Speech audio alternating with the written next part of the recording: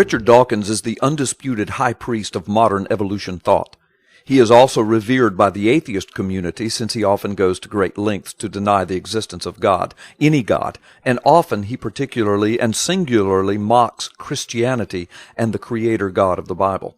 This brief film will examine some amazing and revealing statements about evolution and intelligent design, statements made by Dr. Richard Dawkins himself. But more than that, this film will examine Dr. Dawkins' responses once his shocking statements went public on film and were made available, embarrassingly, to the world. Note that in every single example of Dawkins' statements, his claim is that he was duped and fooled. It seems that Dr. Dawkins is a very gullible person, very easy to fool.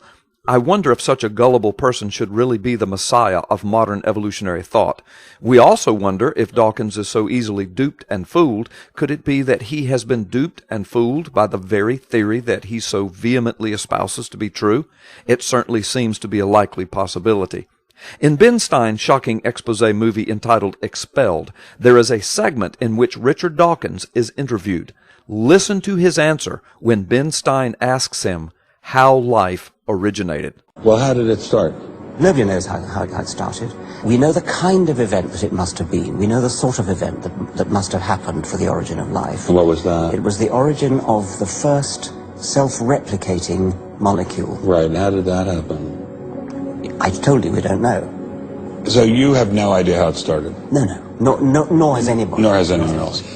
So for all the bloviating and fulminating evolutionists who claim that you know how life originated and that you understand the processes behind it all, and that anyone who dares to question the theory of evolution is ignorant, well, you are wrong. According to Dawkins himself, nobody knows how it got started. And if it is so that nobody knows how it got started, why do you insist that evolution be taught as fact to the exclusion of every other idea, especially intelligent design?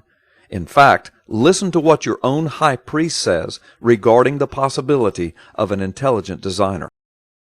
What do you think is the possibility that intelligent design might turn out to be the answer to some issues in genetics or in evolution? It could come about in the following way. It could be that at some earlier time, somewhere in the universe, a civilization evolved by probably some kind of Darwinian means to a very, very high level of technology and designed a form of life that they seeded onto perhaps this planet. Now, that is a possibility and an intriguing possibility. And I suppose it's possible that you might find evidence for that if you look at the details of biochemistry, molecular biology. You might find a signature of some sort of designer. Because of the complexity of the chemistry of molecular biology, you might find the signature of some sort of designer. Thank you, Dr. Dawkins. You just said what intelligent design proponents have been saying from the beginning. You object when we say it, yet you get to say it, and it is somehow magically scientific. How hypocritical, how disingenuous. Listen to what Dr. Dawkins says next about that higher intelligence. And that designer could well be a higher intelligence from elsewhere in the universe. Well, but that higher intelligence would itself have had to have come about by some explicable or ultimately explicable process. It couldn't have just jumped into existence spontaneously. That's the point. So the higher intelligence itself couldn't have just jumped into existence spontaneously. That was your point? Wow. Yet as you deny the existence of God with all of your might, you insist that everything we now see before us, over 2 million species of life, and as far as we know, only on our planet, it all started by something jumping into existence spontaneously. This is what evolution theory proposes.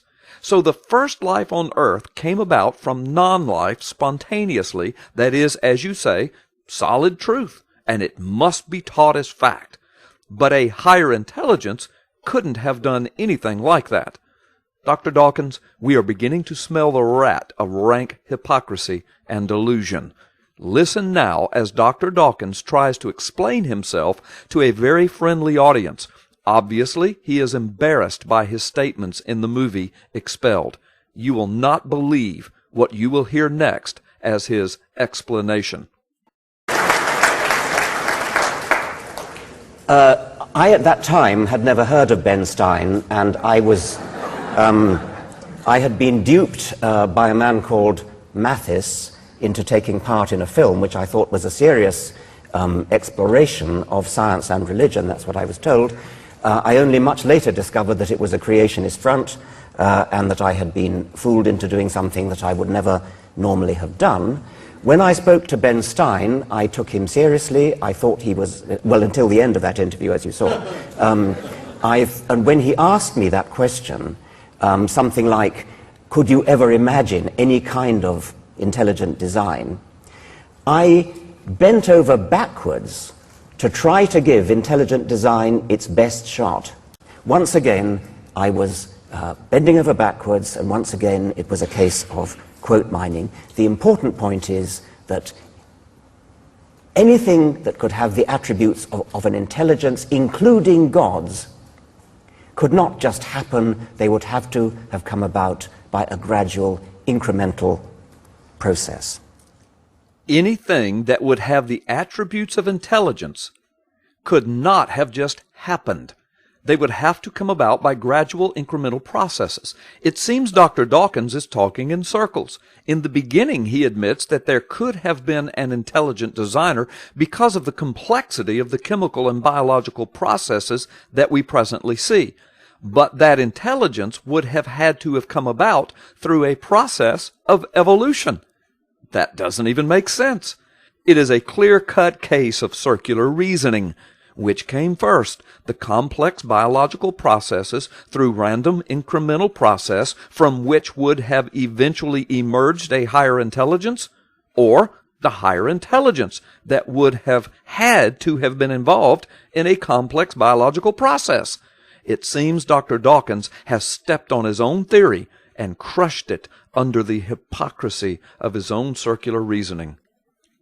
In light of the fact that Dr. Dawkins is so easily duped by ignorant little creationists, and when he is duped, he says the most outlandish things, so much so that he has to explain and apologize to his adoring fans, one can only draw the logical conclusion that Mr. Dawkins is pretty easily duped.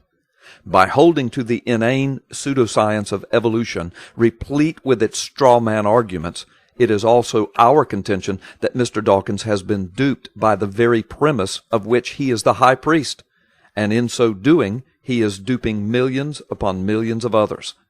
Here is a word of wisdom. Stick with intelligent design. In the end, you won't have been duped.